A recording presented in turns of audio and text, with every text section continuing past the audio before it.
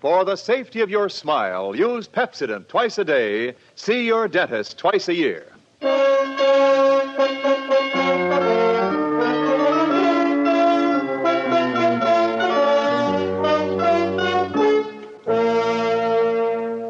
Lever Brothers Company presents the Pepsodent program, The Adventures of Philip Marlowe, starring Van Heflin.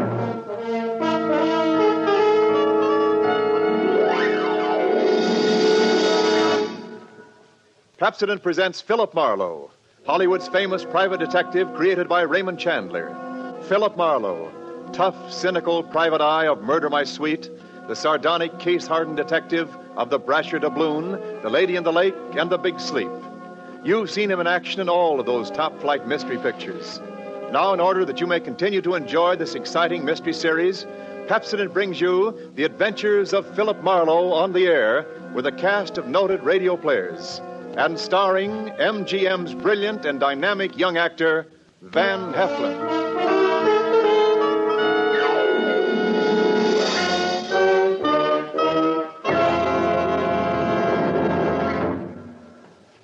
Now, families all over America have named their favorite toothpaste. New Pepsodent with Irium. New fresh-tasting Pepsodent with the new cool, minty flavor. It's the 3-to-1 favorite over all other toothpastes. It's true. With families all over America, new Pepsodent is the favorite 3-to-1. Families from coast to coast recently compared new Pepsodent with other toothpastes at home. They preferred new Pepsodent by an overwhelming average of 3-to-1 over all other brands they tried.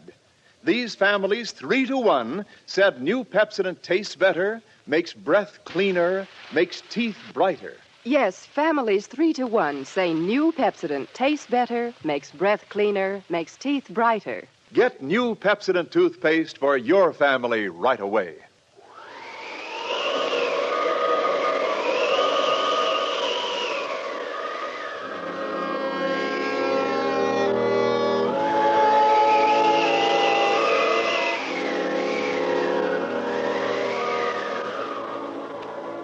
There was a rough desert wind blowing into Los Angeles that evening. It was one of those hot, dry Santa Anas that come down through the mountain passes and curl your hair, make your nerves jump and your skin itch.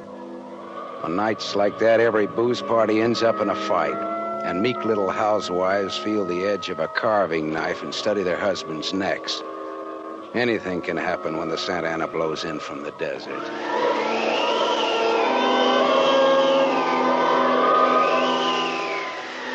I closed up my office early. I got tired of reading Philip Marlowe, private investigator, backwards on the ground glass of my office door. So I opened the door and closed it from the outside and locked it and went out to get a beer before I went up to my apartment.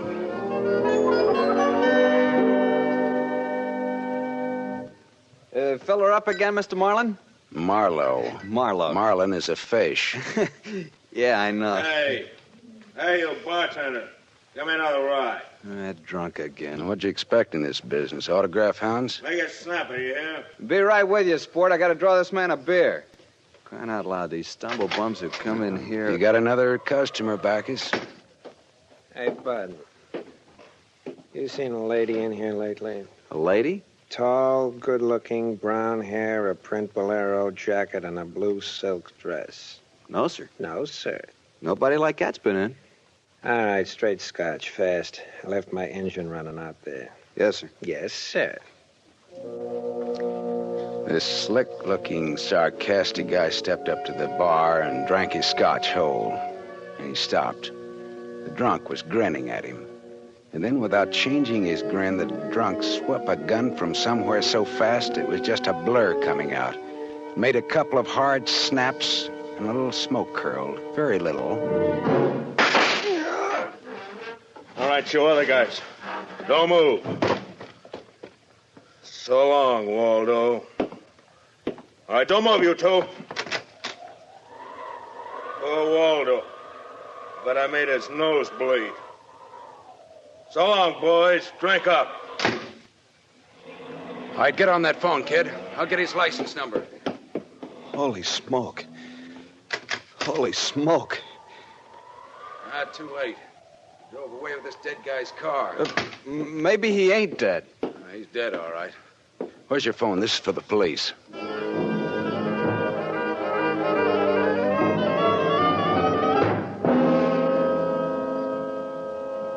The prowl car boys were there in about 5 minutes. Waldo was out of business, all right, and nothing in his pockets told who he was, but he had about $700 on him. I told the cops what I knew, including about Waldo's tall, brown-haired, pretty girl in the bolero jacket. It was about 9 o'clock when I stepped out of the elevator in my apartment house and almost walked right into a tall, brown-haired, pretty girl in a bolero jacket, waiting for the elevator on my floor. Oh, excuse me. Just a minute, lady. I said excuse me. I'm in a hurry. Now, if you'll be good enough to Look, step you out better of... not go outside in those clothes. Just what do you mean by telling me what? This isn't a make. You're in trouble. Trouble? Yeah, the cops are looking for you in those clothes. But I haven't done anything that... I'm in room 41 across the hall now. I never collected an etching in my life. All right, I'll go with you. I'll go. I got to my room and rustled up some scotch and soda and brought the girl her glass. She had a small automatic in her hand. It jumped up at me, and her eyes were full of panic. I put down both glasses on the table slowly so that I wouldn't be misunderstood. Look, sister, maybe this wind has got you crazy, too. Don't move. Be careful, don't move. A man just got shot in a bar down the street. Before he got it, he'd been asking about a tall, pretty girl with a bolero jacket, like yours. What did he look like, this man? Tall, 5'11", slim, dark brown eyes with a lot of glitter, dark suit, white handkerchief in the breast pocket. And he must have seen you earlier tonight to know how you were dressed. Am I getting anywhere? He used to be my chauffeur. You had an appointment with him, didn't you? Why? Listen, he asked for you, didn't he? Yes, I had an appointment with him. He'd stolen something from me when he left 3 days ago.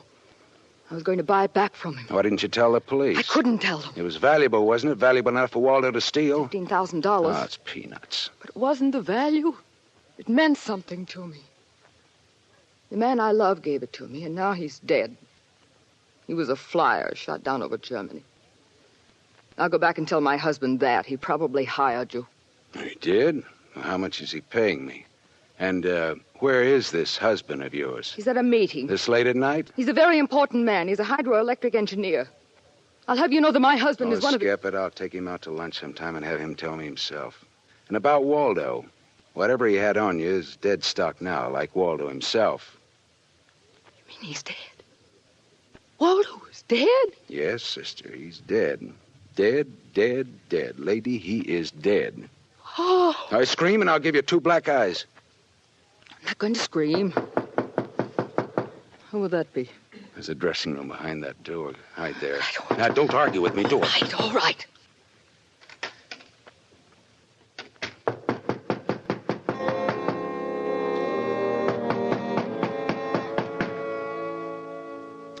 Then I went to the door, making a loud, yawning sound. The backs of my hands were wet. I opened the door. Without a gun, that was a mistake. I certainly knew the gun I was looking into, a .22 target automatic that had already killed 1 man that night. And I knew the bald head and the flat, shiny eyes and the face like a poisonous lizard. Baldy put the muzzle of his gun lightly against my throat. I backed into the room, and Baldy kicked the door shut. You alone? Look for yourself. I'm asking, not looking. I'm alone.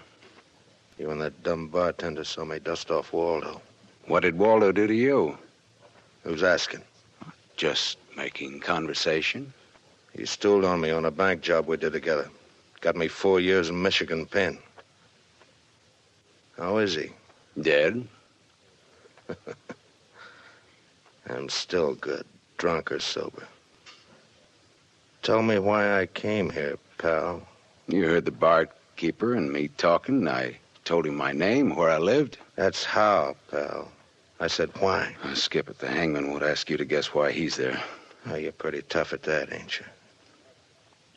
But you're slamming off, pal. All right, but you could get that gun out of my neck and try somewhere else. Oh, yeah, sure. Is this better? This suit you all right? Just so it isn't my neck. Say when, pal. It's your party. I leaned against the gun. The door of the dressing room showed a crack of darkness. The crack widened. I began to shake a little. The girl came quietly into the room, but there was white all around her iris. She was scared. She had her gun in her hand, but I was sorry for her. Dead sorry. She'd try to make the door scream. Either way, it'd be curtains for both of us. You scared, mister? You worried about any little thing? I couldn't talk. The girl floated in the air somewhere behind Baldy, and her horrified face was drifting toward us. My mouth was as cold and dry as yesterday's toast. Well, kid, how's it feel? You ready yet? Go on, say the word. Well, don't take all night about it if you're gonna do something about it. Why not, pal? I like this. Suppose I yell. Go ahead, yell. Go ahead. Put up your hand! Hey, look!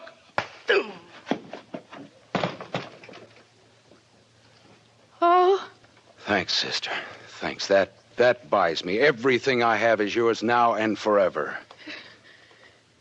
is he dead? You flatter me no end, lady. I only punched him. All right, now get out of here while I call the cops down on this killer. Yes. Good night. Good Hey, night. wait. Leave that bolero jacket here. It marks you for the cops. Oh, yes. Here.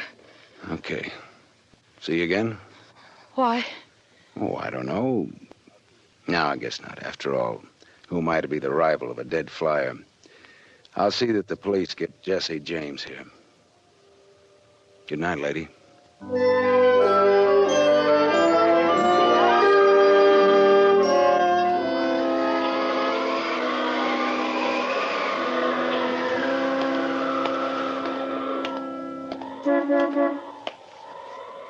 Yeah? You mean me? Yes. Please. Oh, you. Again, huh? Get in. I must talk to you. You want to know what happened at headquarters, huh? Yes. Well, I went down there with the law and gave them the story. I left you out of it. Oh, thank you. You saved my life, so no one knows a thing about you. Well, incidentally, neither do I. Well, my name is Mrs. Frank Bosley. 212 Fremont Place, Olympia 24596. Is that what you want? I guess so. Well, there it is. Now, why did you really come back? I wanted my pearls. Pearls? Yes. Pearls, too, huh? All right. Tell me about the pearls. We've had a murder and a beautiful mystery woman and a sadistic killer and a heroic rescue. Now we will have pearls. I was to buy them back from the man called Waldo. Well, I saw everything that came out of his pockets, and there weren't any pearls. Could they be hidden in his apartment? It's possible. Waldo lived on the same floor you do in this apartment house. And why didn't I know him, at least by sight? He moved in last week. He managed to get a sublet. Great, a sort of an amateur magician on the side, huh? It's getting rather late. Yeah. What about your husband this hot, mysterious night? He's still at his meeting. Well, you could have brought him along. You could have sat in the back seat working out a problem in hydroelectrics while... While what? Well, I didn't have any answers. They wouldn't sound cheap or just ridiculous or from the sophomore class in repartee. Had an unlit cigarette in my hand. I threw it out of the window. I took a hold of her and kissed her. She sat very still. I was shaking when I let go of her. Her voice trembled a little when she spoke. I meant you to do that. I wasn't always that way. Only since Johnny Dalmas was killed in the war.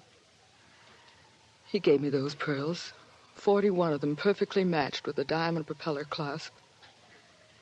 I'd have loved them if they'd been wooden beads because he gave them to me. I love Johnny. The way you love just one time. You understand that? What's your name? Lola. Lola, how did you explain a $15,000 pearl necklace to your husband? I told him they were imitation, and I bought them myself. How did Waldo latch onto them and what they stood for? When my husband was in Argentina, Waldo and I'd go for long drives. I was restless and wretched because of Johnny.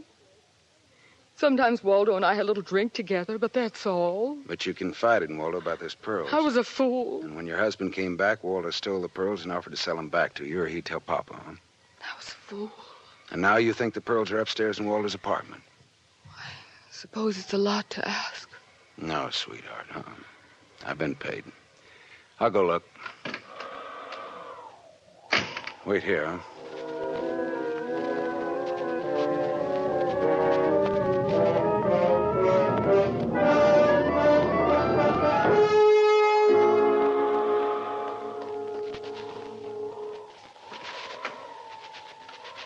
Was the gun long, Lola? No. Well? No. No pearls? No pearls. Oh. There was a man in Waldo's room. A man? Who? You know a man named Leon Balsanos? Not by name. I don't know. Mexican, South American, about 45, small, iron gray hair, very neat, fawn-colored suit, wine-colored tie. No, I don't think I know such a man. Is he the one in Waldo's room? Yeah. What does he have to say? Very little. In fact, nothing. He's dead.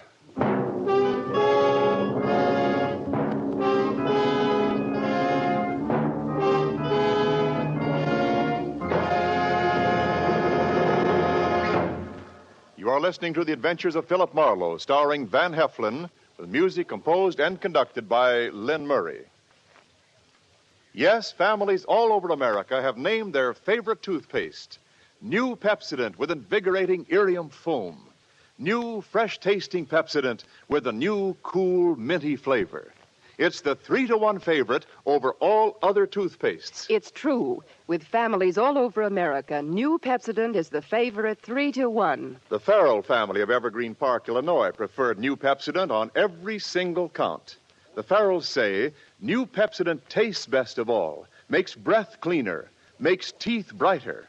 On all these counts, by an overwhelming average of 3-to-1, families prefer new Pepsodent over all other toothpaste they've tried. It's a fact.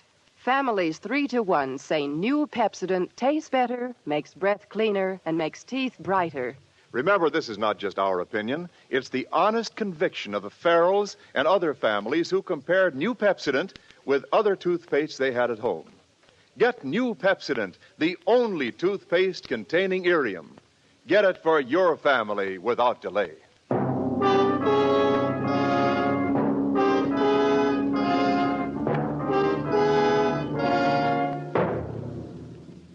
We continue with The Adventures of Philip Marlowe, created by Raymond Chandler and starring Van Heflin, who appears by arrangement with Metro-Goldwyn-Mayer, producers of the Technicolor musical Fiesta, starring Esther Williams.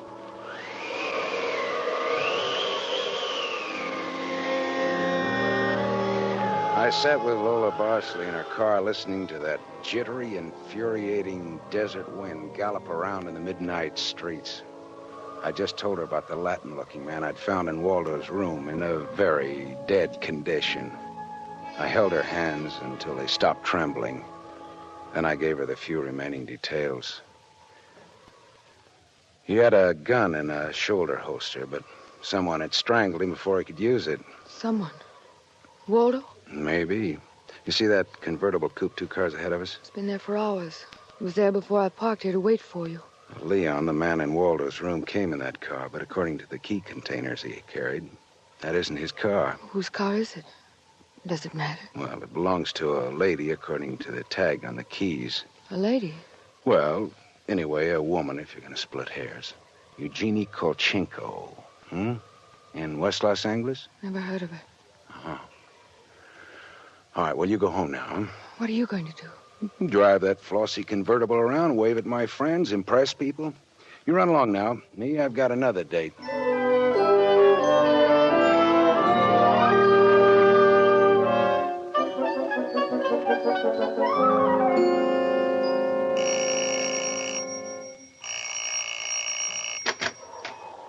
Yes? What is it, please? Miss Eugenie Kolchenko? Yes? What is it? Did you lose or misplace a pigeon gray convertible coupe? What are you saying? Now, don't be alarmed. I found it and I brought it home to you. Come in, please. It is a reward you wish.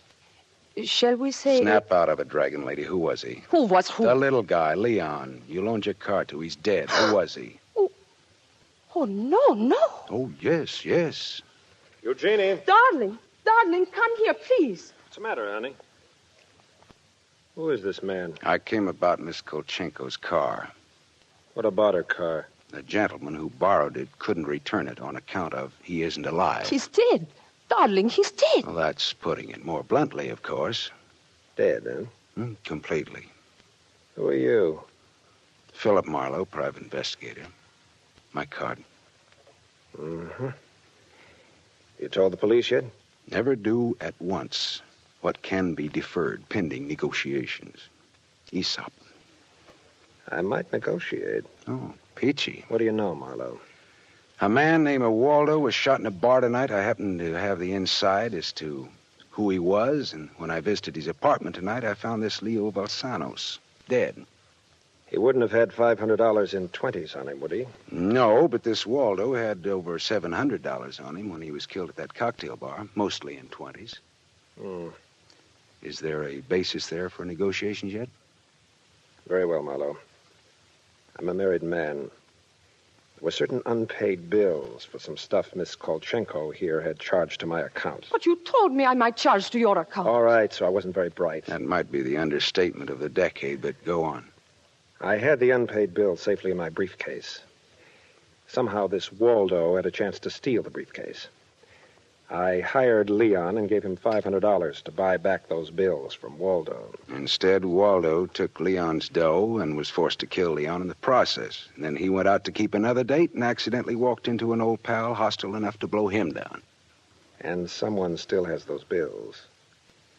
And I'm in for a divorce suit. The man who shot Waldo got away in Waldo's car with your briefcase in it. Yeah, that could be. The cops caught him. Oh. And the police have the briefcase. Maybe.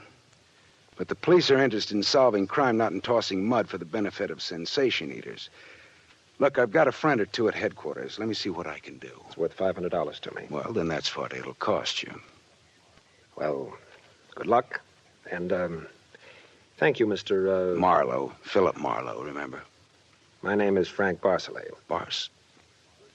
Barcelay? Oh. What does that mean? The big hydroelectric engineer? Yeah. How did you know? My voices tell me. Who? Darling, this man is manifestly insane. It's the heat, Miss Kolchenko. It's the Santa Ana. It's the desert wind. May I use your telephone?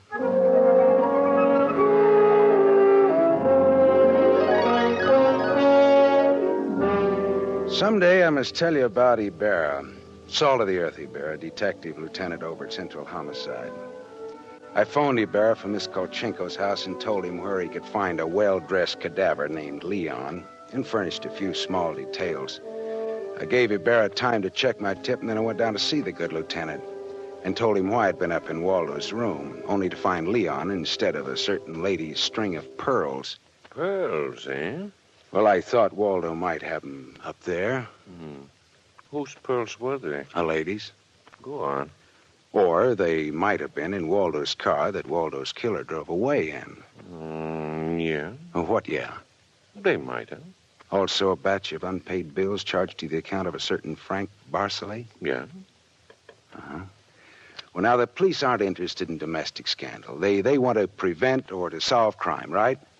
So I've got $500 for the police fund if those pearls and those bills are returned to their rightful owners.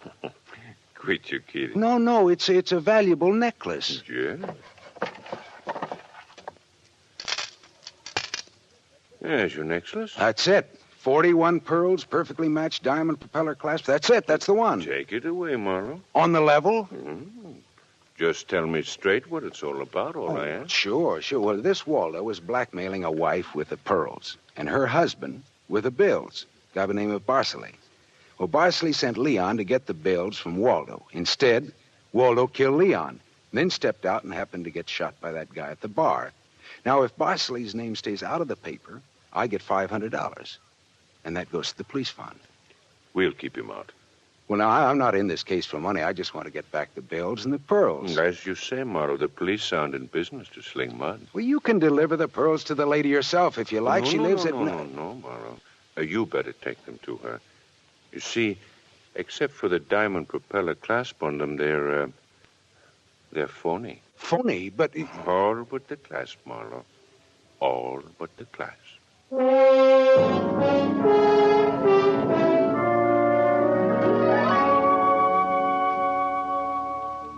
Stared at Ibarra. So the flyer, Johnny Dalmas, the great lover, had given Lola a string of fake pearls. Well, I didn't know how to tell her, but I called her up and told her to meet me at the Beachcombers at 2. I was going to slip her the bad news slowly. I'm glad you asked me to meet you here, Mr. Marlowe. See, I had to have someone to talk to. Well, go ahead. Go ahead, talk. I'm listening. Now, Mr. Marlowe, now more than ever, I must have those pearls. Why? Money trouble? Oh, no. It's just that everything's gone wrong. And this morning, my husband told me we're to separate. Oh, I'm sorry, Lola. But if I had Johnny's pearls, it would be a link with the past and with Johnny. And all he meant to me. It's how a woman feels, Mr. Marlowe. I wouldn't blame you for not understanding. Maybe I do, though. So please, Mr. Marlowe, please, you'll try to find my pearls. Lola, look, even if it isn't all of them, any part of them, any single smallest one of them. It'll be Johnny's. Look, will you meet me here again around 4 o'clock? I'll be here. Okay, I'll see what I can do.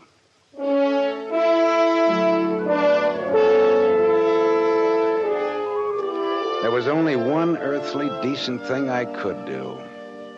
I took Lola's glass pearls to a jeweler, and I had him take off the diamond clasp and put it on one of those strings of so-called simulated pearls that they sell you for $3, tax included. And I went back to keep my 4 o'clock date with Lola at the Beachcombers. Well, Mr. Marlowe, anything new? Yes, the police found some pearls in Waldo's car.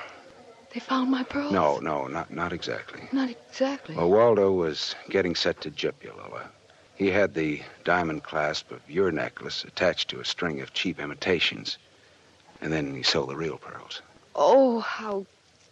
Oh. These are the imitations here. Yes. But it is my clasp. The clasp is real. Is that all right? Yes, it's the clasp that Johnny Dalmas gave me. Of course it's all right. Oh, that's swell. And thank you so much, Mr. Marlowe. Forget it. I won't.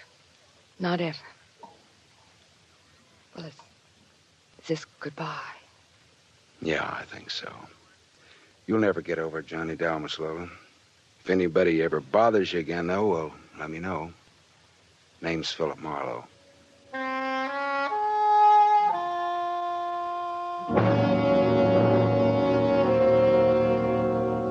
I drove almost to Malibu, and then I parked and walked out on a rock cliff jutting into the Pacific Ocean. Then I reached in my pocket and dug out the string of Bohemian glass pearls that Lieutenant Ibarra had found in Waldo's car. I cut the knot at one end and slipped the pearls off one by one. One by one, I flipped them into the water. The gull swooped down on them and then flapped up again, screaming indignantly. The phony pearls had fooled Waldo and Lola Barsley, but they couldn't fool a seagull. I said to myself, to the memory of Johnny Dalmas, just another four-flusher. I listened a while to the wheeling seagulls. All at once, I realized that the wind had died. The Santa Ana had blown itself out. The red wind was done. It was over.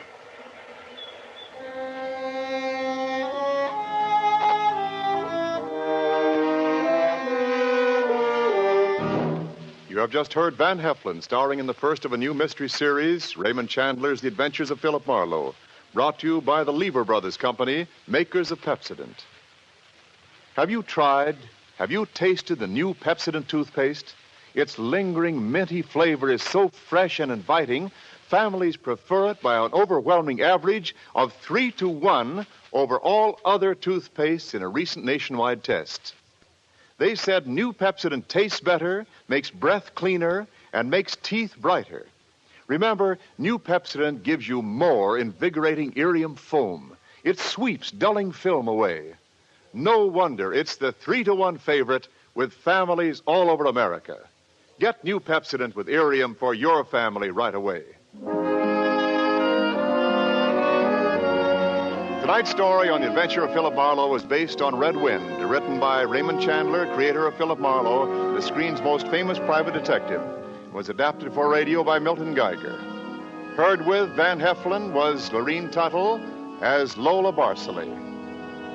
And this is Wendell Niles inviting you to listen again next week at this same time to another exciting story on the adventures of Philip Marlowe, starring Van Heflin with a distinguished cast. This is NBC, the national.